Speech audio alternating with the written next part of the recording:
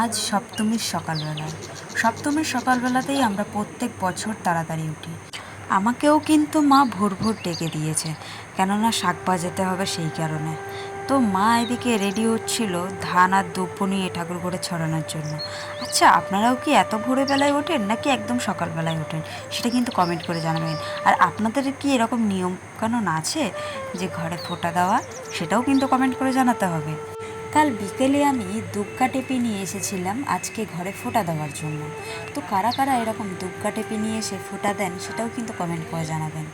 আর হ্যাঁ, পুরো ভিডিওটা দেখুন, কেউ স্কিপ করে চলে যাবেন না।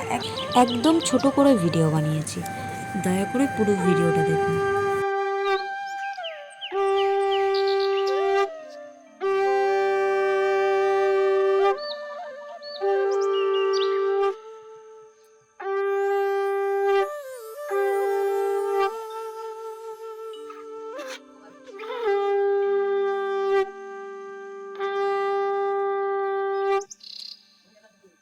তো মায়ের হাত যাবে না বলে আমি চেয়ারটা নিয়ে মাকে দিতে যাচ্ছিলাম, কেননা আমাদের ঘরের সামনেটা একটু উঁচু আছে সেই কারণে।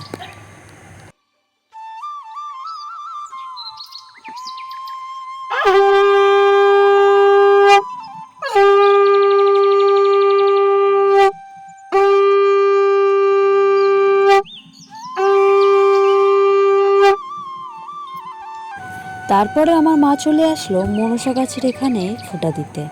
আপনাদেরও কি মনসা গাছে ফোঁটা দেওয়ার নিয়ম আছে? এখনকার মতন বিদায়, শুভ সপ্তমী সবাইকে। পুজো ভালো কাটুক আমার মতন।